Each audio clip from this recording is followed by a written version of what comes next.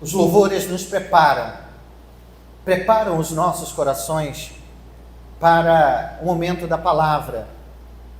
Deus fala em meio aos louvores, mas principalmente Ele se inclina para falar a nós através da sua palavra. E é isso que eu quero compartilhar com você nesta noite. E eu quero te convidar a abrir as Escrituras, então, em Romanos.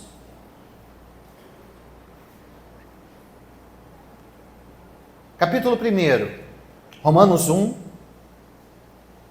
verso 16 e verso 17. Romanos 1, verso 1, verso 16 e verso 17.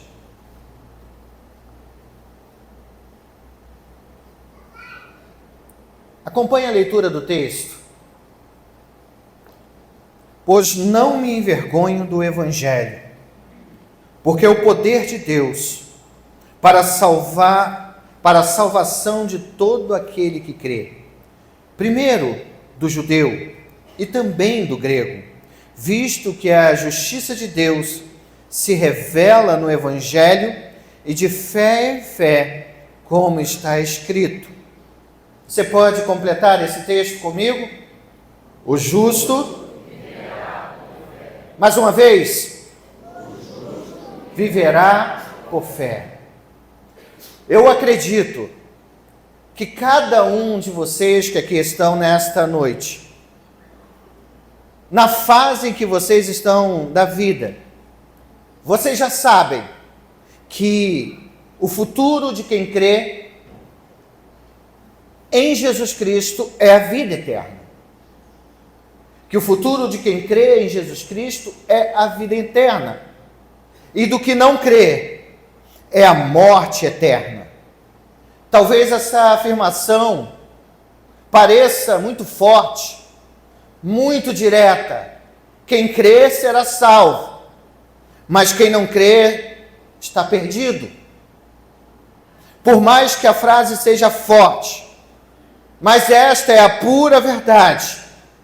Quem não crê já está condenado, disse Jesus. E a pena daquele que não crê, que está condenada, será cumprida no lago de fogo por toda a eternidade. E por que isso? Essa verdade é a consequência do pecado, da desobediência de nossos primeiros pais no Éden. É a punição pela desobediência de Adão e Eva quando comeram da árvore do conhecimento do bem e do mal, da qual Deus ordenou que eles não comessem. E a consequência, o resultado desta desobediência chegou até nós. Porque lá o Senhor disse a Adão, como representante de toda a humanidade, que no momento em que ele comesse daquele fruto, certamente ele morreria. E o Deus da justiça, como ele é justo e faz cumprir a sua palavra, ele então passou a morte a todos quanto vieram após Adão. A morte física, é bem verdade, mas principalmente a morte espiritual. Em Adão todos pecaram. O salário do pecado é a morte. Paulo declara que não há um único justo. Todos pecaram, todos se desviaram, um a um, se tornaram inúteis. Quando alguém nasce, uma criança, por mais que pareça pura e simples, ela já nasce pecadora. O salmista declara isso. E quando olhamos para a verdade bíblica, todos estão mortos em seus delitos e pecados. Diante desta verdade que aterroriza corações, porque tirando os 2% da humanidade que se diz ateus, tirando esse 2%, todos os outros temem a morte, temem o inferno, ou temem passar a eternidade no lugar de dor e sofrimento. E diante desta verdade, como é possível equacionar esse grande problema?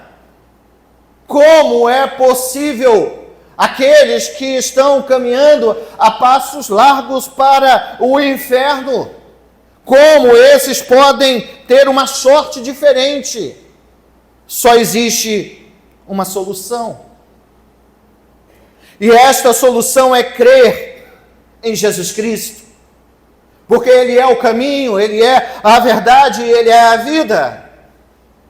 Mas não apenas crer em Jesus como aquele que veio e trouxe boas palavras, curou pessoas, trouxe ensinamentos que são até hoje seguidos, até mesmo por aqueles que não caminham na fé.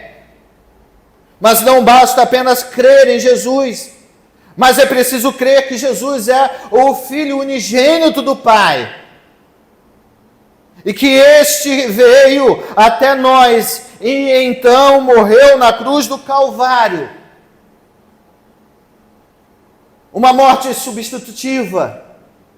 Porque quem deveria estar naquela cruz seríamos nós, pelos pecados cometidos por cada um de nós. Sem exceção.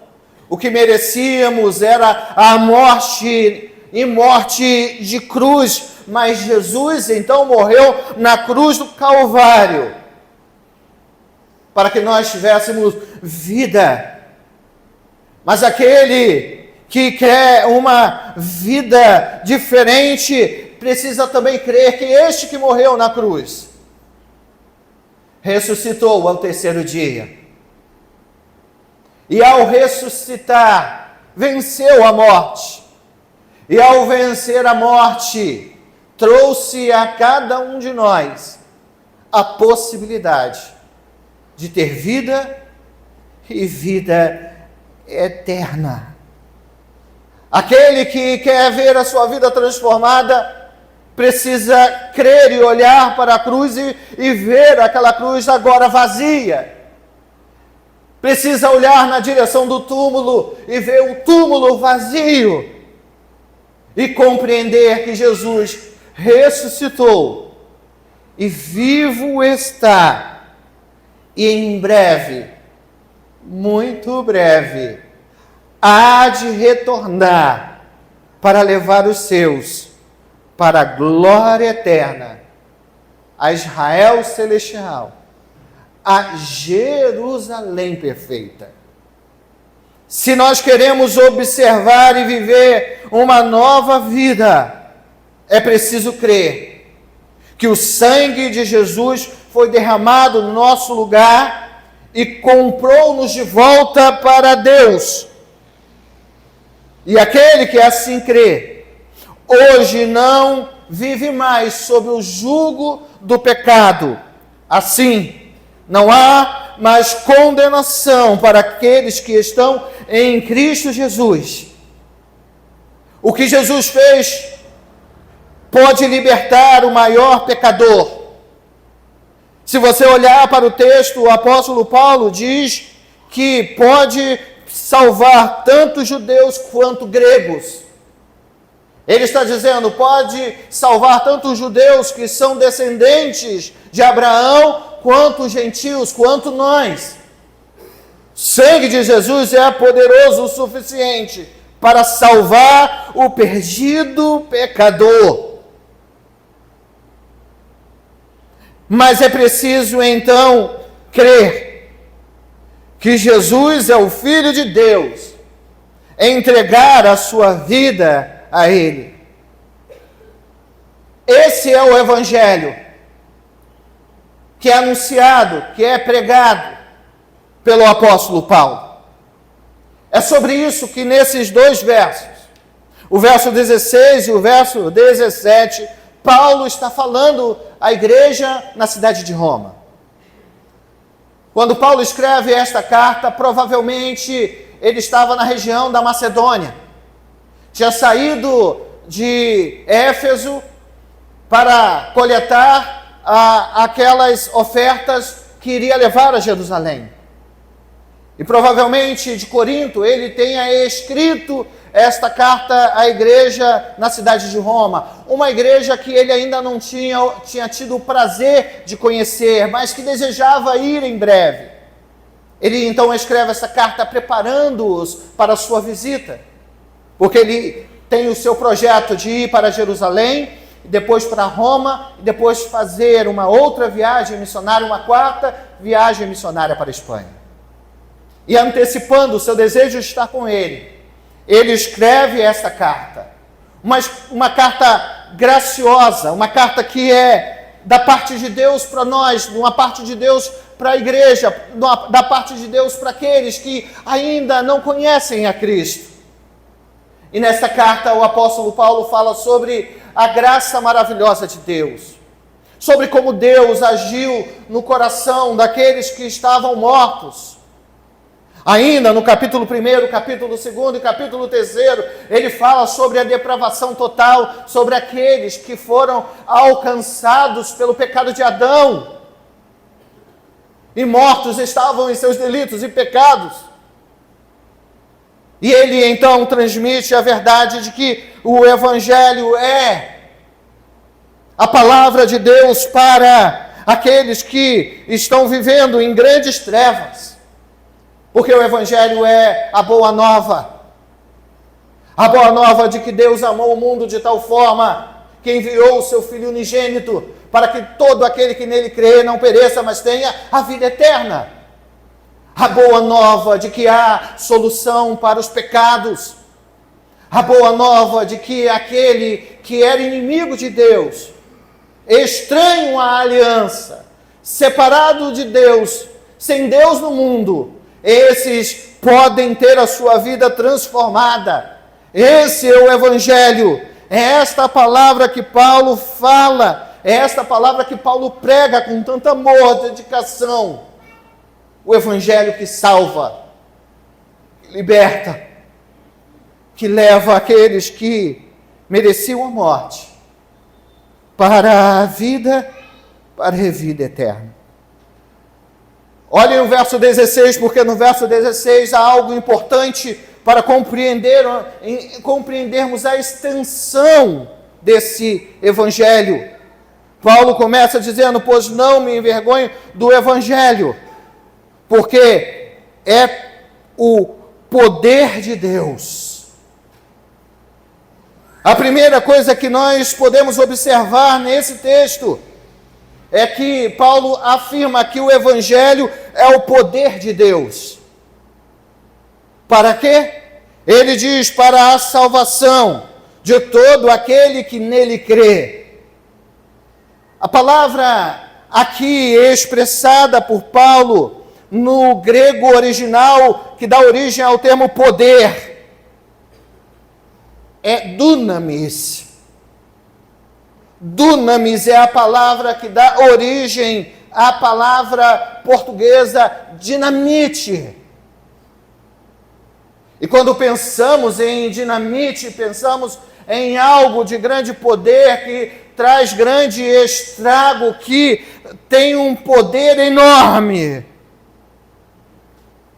Preste atenção que Paulo diz que o Evangelho é o poder de Deus. É o poder. O Evangelho é o poder irresistível que desconhece impossibilidade. É por isso que ele é dunamis. Ele desconhece qualquer impossibilidade. Trata-se de uma força incomparável, impactante, uma verdadeira expressão do poder amoroso de Deus para com os pecadores. Esse poder entra no coração e, transforma tudo ao seu derredor. Transforma pecadores em homens, mulheres que são considerados e feitos filhos de Deus.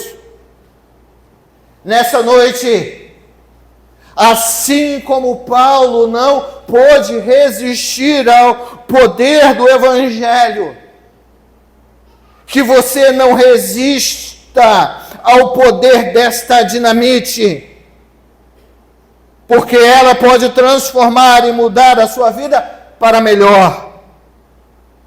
O Evangelho é a dinamite de Deus que detona corações de pedra, aqueles corações cauterizados, aqueles corações petrificados pelo pecado, e torna a fazer com que esses corações batam, mas não acelerados, mas batam compassados com o coração de Deus. Quebra o coração de pedra e transforma em carne, corações sensíveis à voz e à vontade de Deus. O Evangelho é isto. O Evangelho não é o segredo como prosperar. O Evangelho não é um milagre físico. Pode até, antes mesmo, conduzir a uma verdade de transformações. O Evangelho não é uma filosofia de vida. O Evangelho é vivo. O Evangelho é de Cristo.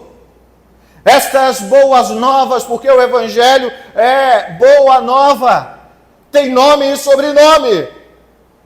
O Evangelho é Jesus Cristo, o Filho do Deus Altíssimo. O Evangelho é de Cristo, do Filho de Deus, que se entregou na cruz do Calvário por mim e por você, para nos tirar do lamaçal do pecado, da condenação e nos fazer justos. Esse Evangelho, ele vem poderosamente sobre nossas vidas. Diante da nossa inutilidade, nos faz úteis. Ele vem e nos liberta do império das trevas e nos transporta para o reino do Filho do seu amor. O Evangelho é isto, não é aquilo. Temos estudado às terças-feiras sobre o verdadeiro Evangelho, porque falsos evangelhos, pseudo-evangelhos estão sendo anunciados dia a dia, mas só há um Evangelho, e esse Evangelho aponta exclusivamente para a obra vicária de Jesus Cristo na cruz do Calvário.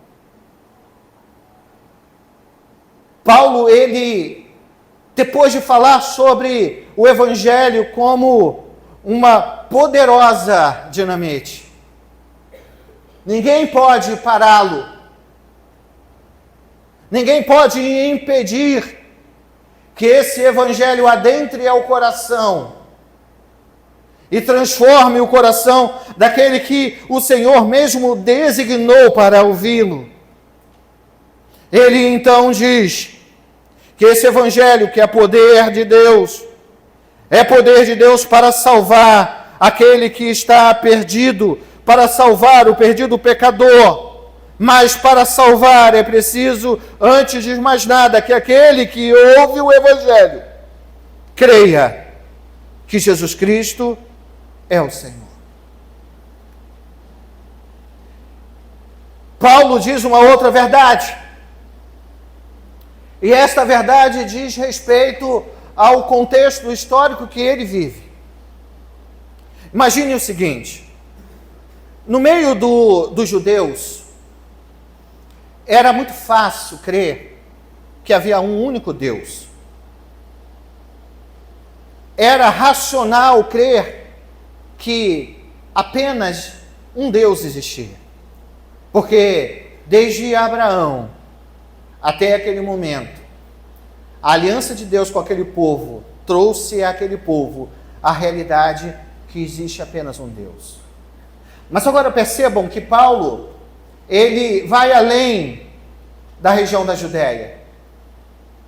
Não apenas Paulo, mas outros evangelistas, outros apóstolos, eles saem da cultura judaica e vão para o mundo. Um mundo em que a adoração a vários deuses era algo normal. Anormal era ter um Deus apenas. um mundo em que as pessoas criam em diversos deuses e diversas figuras míticas que poderiam estar vivendo e comandando o mundo.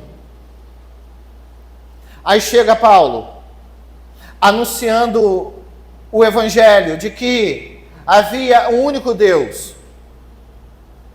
E esse Deus, para a surpresa daqueles que ouviam a sua mensagem, era diferente de qualquer outro Deus que, na verdade, nem eram. Era um Deus que amava. E por esse amor, se envolve. E se envolvendo, morre no lugar do ser criado. Quando Paulo chegava em determinados lugares, aquelas pessoas que ouviam aquela mensagem se riam de Paulo, dizendo: você está pregando, como aconteceu em Atenas, você está pregando um Deus estranho. Nós não conseguimos compreender esta figura, esse Deus que você está pregando. É por isso que Paulo declara que para aqueles homens o evangelho, a mensagem da cruz, era loucura.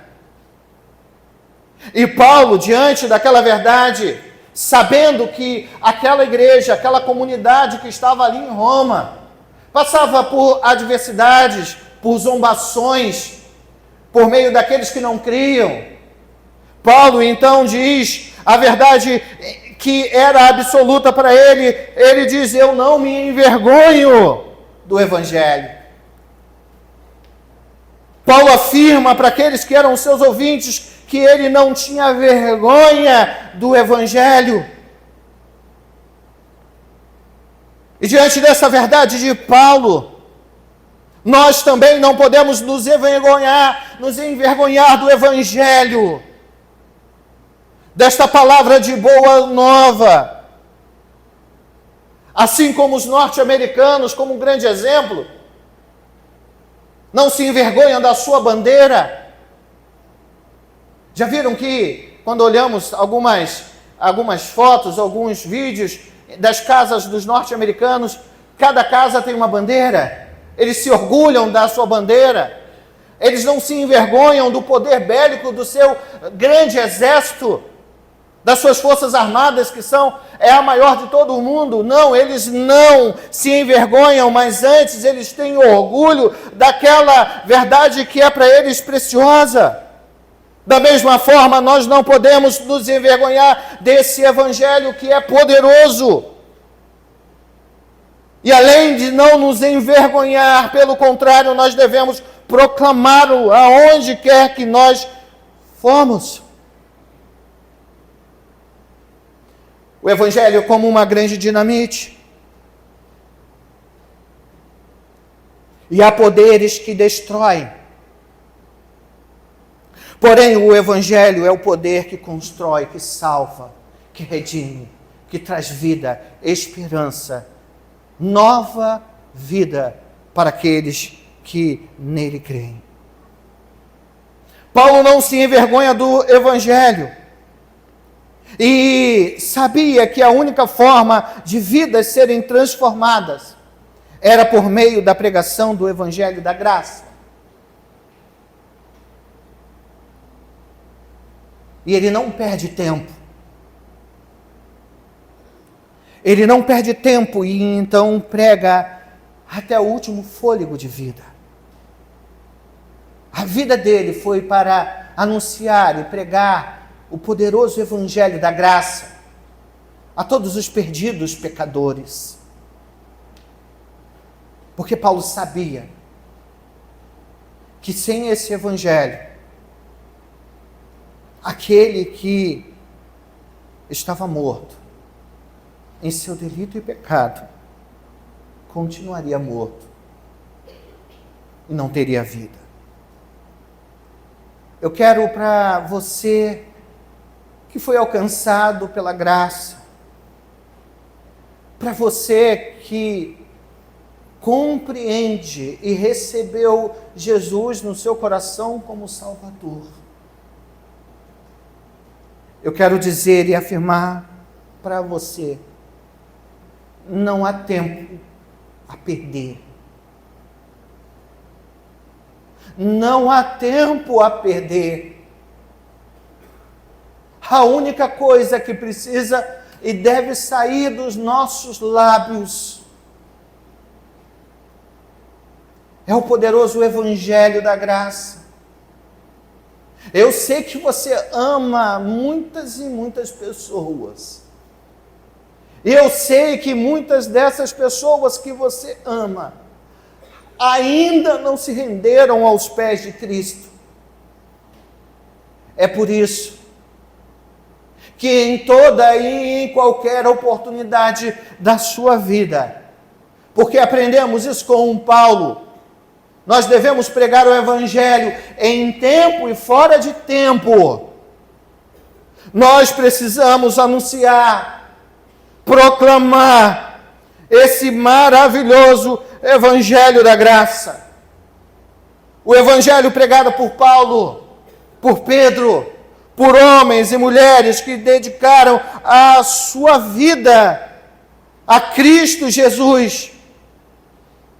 Esse Paulo, que escreve esta carta graciosa aos nossos corações, que fala sobre o poder do Evangelho, que fala que aquele que crê em Jesus Cristo terá a vida eterna. Esse Evangelho que ninguém pode contra ele resisti-lo, porque ele é poder de Deus. Esse Evangelho que ele não se envergonhava. Esse Evangelho que eu e você devemos amar e pregar dia após dia. Ele, anos depois, vai entregar a sua alma a Cristo nesta mesma cidade. Sob o poder, a autoridade humana de Nero, Paulo vai ser julgado por pregar o Evangelho e então vai ser decapitado e entregará a sua vida nas mãos do Senhor. Mas o fruto da pregação do Evangelho chegou até nós, com poder e graça. E se você pode levantar as suas mãos e declarar: eu sou de Cristo, eu amo a Cristo, eu vivo para Cristo, eu um dia morarei com Cristo, porque Ele foi preparar lugar para mim. Se você pode dizer isso, é porque o Evangelho não ficou preso a um tempo, a um momento histórico, mas ele chegou até você. Eu quero te perguntar nessa noite: você ama a Deus? Você ama a Cristo? Você ama a igreja de Cristo? O Evangelho muda toda e qualquer prioridade. E se você ama a Deus, a Cristo, a igreja, a sua vida está sendo transformada de glória em glória. A sua vida está sendo ressignificada pela graça. E você precisa viver em novidade de vida.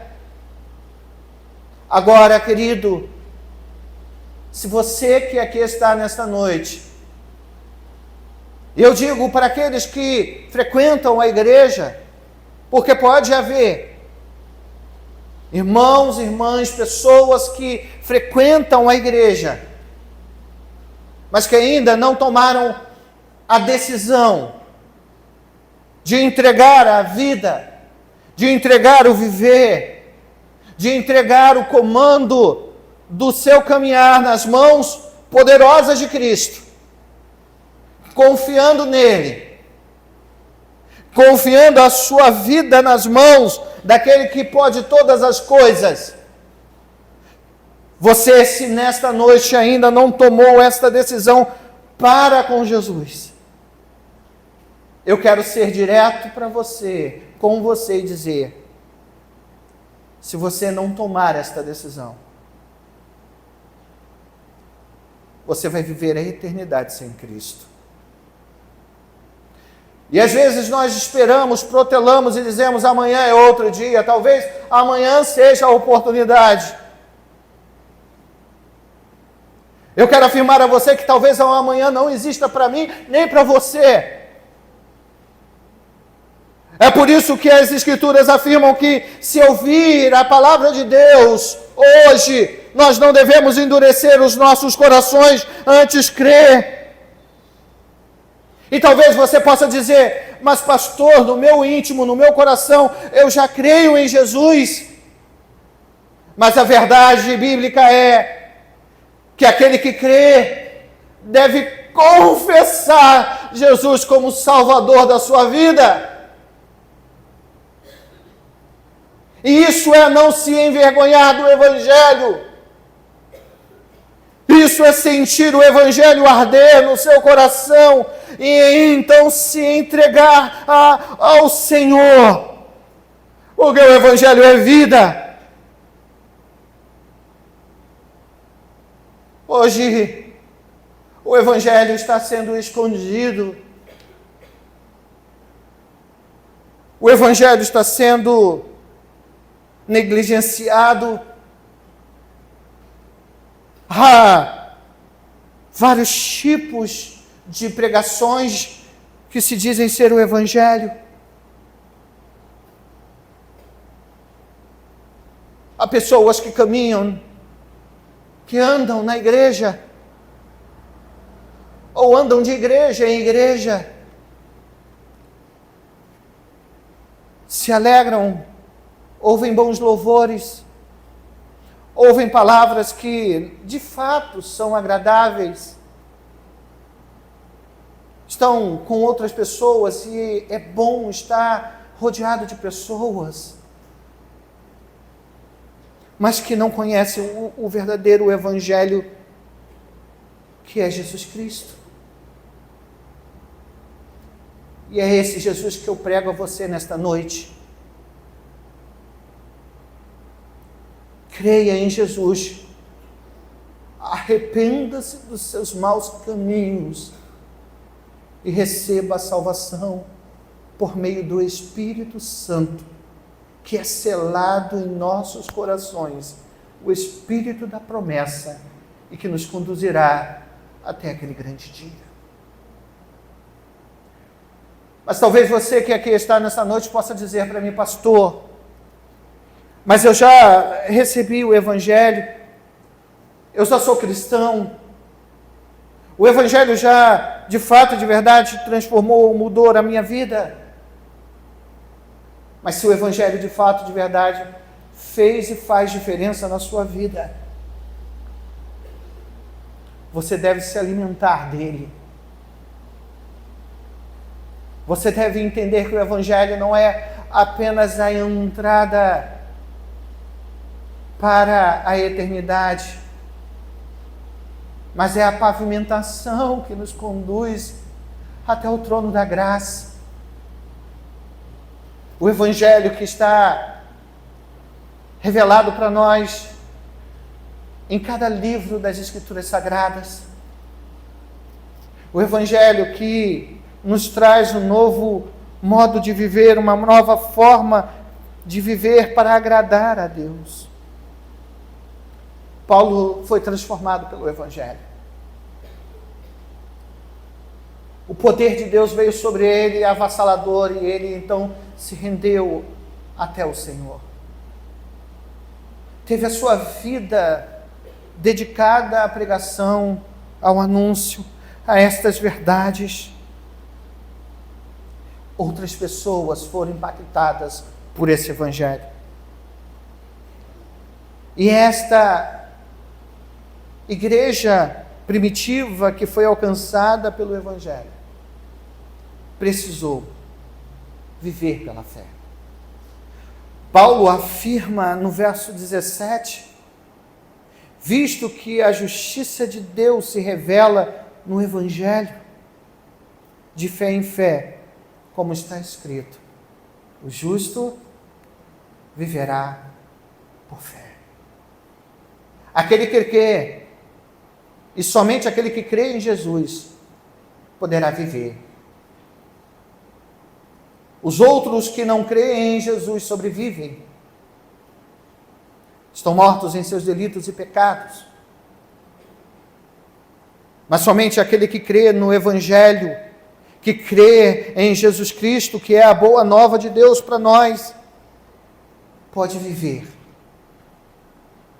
e ter vida eterna. Mas sabe, quando olhamos para esta frase tão conhecida e tão amada, que o justo viverá por fé, nós precisamos entender também que esta frase diz respeito à forma que eu vou viver. Nós vivemos apenas pela fé em Cristo. A nossa fé não está no homem, a nossa fé não está em governos, a nossa fé não está na nossa inteligência, na nossa força, no nosso conhecimento.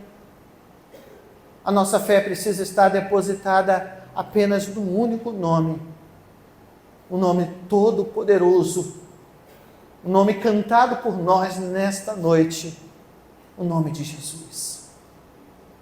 E quem dedica a sua vida a Jesus, tem a sua vida transformada plenamente. A história da igreja mostra, aponta, que cristãos que foram alcançados pelo Evangelho, que puderam anunciar esse Evangelho, viver por meio deste Evangelho, e não para si, viveram dias de adversidades, dias difíceis, como Paulo mesmo viveu. A história da igreja narra as perseguições que a igreja viveu no primeiro século. O que cada cristão que foi alcançado pelo poder do Evangelho, que cada cristão que foi alcançado pela graça, vivenciou. Nós sabemos que, a partir de Nero, quando Roma pegou fogo, os cristãos começaram a ser perseguidos, a serem mortos, a serem dilacerados por feras. E os cristãos que mais sofreram foram exatamente aqueles cristãos que faziam parte da igreja em Roma, porque estavam no centro da perseguição. A história conta que aqueles cristãos eram assassinados, eram mortos nas praças públicas, eram lançados às feras no Coliseu de Roma, e que aqueles cristãos sofreram muito e muito, viram parentes, viram irmãos, viram amigos sendo mortos, e por fim eles mesmos foram mortos. E sobre esses crentes em Roma, há uma história que narra que esses crentes, eles eram amarrados para serem queimados. Eles eram amarrados em fogueiras, um ao lado do outro. E então os romanos, em meio a um público que era enorme, que estavam ali zombando daqueles homens e mulheres, aqueles homens maus, então incendiavam aqueles crentes vivos. E a história conta que aqueles crentes, enquanto estavam ali presos, esperando a morte, eles cantavam e louvavam a Deus. Eles bendiziam a Deus ali, na expectativa da morte. Na expectativa da morte, eles bendiziam ao Senhor, sabendo que em breve teriam seus corpos queimados. Mas, infelizmente, quando olhamos para a atualidade, quando percebemos a maioria dos cristãos, quando perdem um emprego, quando um pneu do carro fura, quando tem algum tipo de problema em casa, quando alguma coisa não dá certo, a primeira coisa que param é de louvar e adorar e engrandecer ao Senhor, e começam a reclamar e dizer, Deus não me ama, e porque Deus não me ama, eu também não tenho a responsabilidade de amá-los. Quando olhamos para a história da igreja, quando olhamos para aqueles crentes em Roma, nós sabemos que eles estavam ali aguardando a morte. Mas enquanto aguardavam a morte, permaneciam cantando, continuavam bendizendo, continuavam engrandecendo ao Senhor. E os historiadores dizem que aquelas pessoas eram amarradas uma do lado da outra. Todos ficavam cantando. E aquele algoz, aquele que estaria a sentença, que acenderia o pavio para que aquelas pessoas viessem a morrer, iam um a um. E a história conta que, conforme aqueles homens iam acendendo aquelas piras, aquele fogo, conforme o fogo ele começava a crescer, começava a avançar, aqueles crentes que estavam cantando, que estavam louvando, por causa do calor e da dor enorme, eles paravam de cantar, porque não havia possibilidade de continuar a louvar, porque a dor estava consumindo a eles. E aí então aconteceu um fenômeno, porque aquele que estava ao lado, aquele que estava próximo, que ainda não estava sendo queimado, ele continuava a canção, ele continuava a bendizer ao Senhor. E então chegava o seu momento da morte, e ele continuava a cantar, e então ele parava de cantar, porque estava morrendo, e o outro que estava ao lado louvava e bendizia ao Deus da graça. E esse era para os romanos um grande espetáculo, e eles se alegravam com isso. Imaginem famílias inteiras sendo dilaceradas pelas feras, sendo queimadas vivas, sendo crucificadas, e mesmo assim continuavam a bendizer ao nome do Senhor, a agradecer, porque o Evangelho da graça, a boa nova chegou até eles, e eles então tinham a esperança. Como a igreja na atualidade pôde decair? Como a igreja na atualidade, os discípulos puderam deixar o grau de compromisso, de entrega que a igreja antiga tinha. Há um evangelho tão banalizado, há um evangelho que, na verdade, não é o evangelho. Há um evangelho que Deus é como um garçom, que Deus só é Deus enquanto está servindo a estas pessoas. Que quando o dia mal chega e Deus não atende conforme elas querem, acionam o módulo mulher de Jó, amaldiçoa o teu Deus e morra. Nós precisamos aprender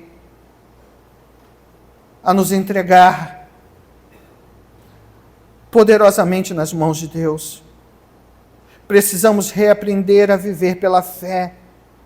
Precisamos entender que na entrega não há perdas, mas somente há ganhos. Que evangelho nós estamos vivendo?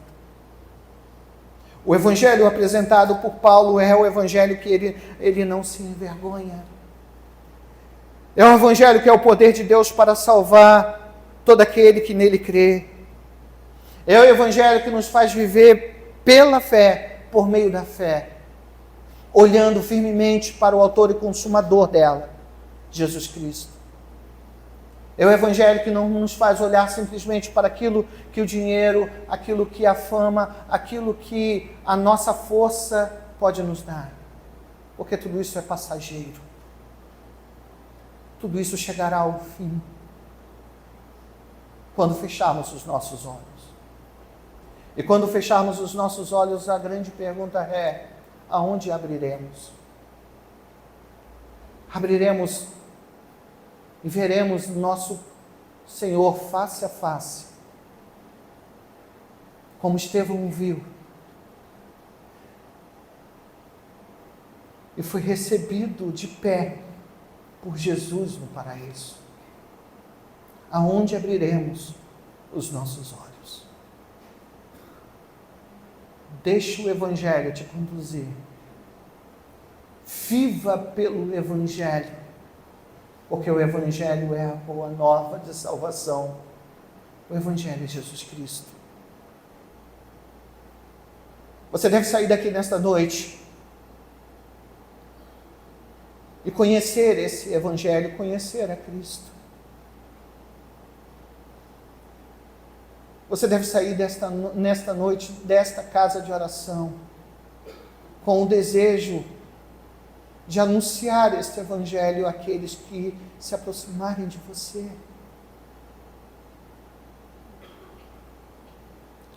O Evangelho que nos une, o Evangelho que nos aproxima, o Evangelho que nos dá a destra da comunhão e nos permite ser um único povo e ter um único Senhor. Que o Senhor te abençoe. Eu quero te convidar a fechar os seus olhos. Eu quero te convidar a orar. Você que já nasceu de novo, suplique a Deus que Ele mesmo venha a renovar a sua fé. Mas para você que ainda não conhece o poder do Evangelho, que você ore ao Senhor nesta noite, suplicando ao Senhor que venha a fazer morada no seu coração, para que você sinta a alegria de viver em Cristo Jesus, a alegria que te faz viver pela fé, não importando as circunstâncias ao seu redor. O seu único prazer é viver para a glória de Jesus. Poderoso Deus, eterno Pai, nós nos rendemos a Ti, nós nos rendemos diante da poderosa palavra do Senhor, o Evangelho da Graça, que apresenta Jesus como Salvador do perdido pecador.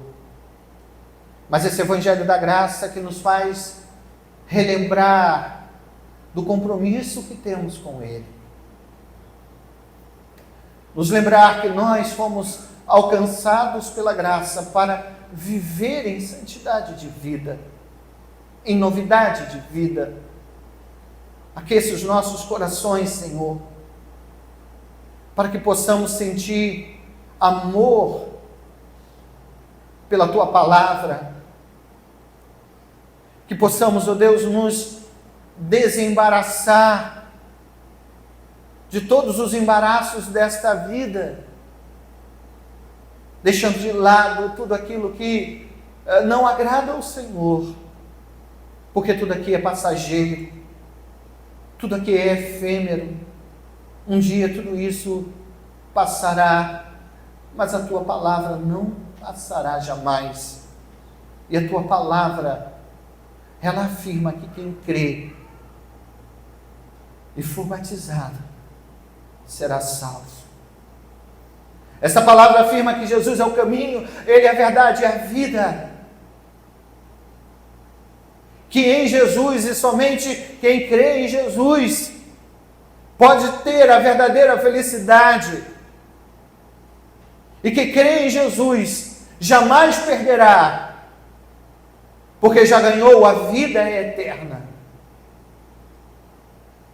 Que aqueles que ainda não Te conhecem venham a conhecer a Ti por meio do Evangelho da Graça. A minha oração é que o Senhor abra o coração, Senhor, para que Tua palavra penetre e eles sejam reavivados ou ressuscitados em Cristo. Que eu e meu irmão que aqui está, possamos olhar e ter o compromisso com a palavra e entender a urgência desta pregação, porque somente por meio da pregação do Evangelho, que é o Teu poder, Senhor, vidas podem ser transformadas. E queremos que aqueles que nós amamos sejam transformados. Por isso, Senhor, usa-nos com poder e graça. Usa-nos apesar da nossa pequenez. Usa-nos apesar dos nossos erros. Usa-nos para a glória do Teu santo e excelso nome. Amém.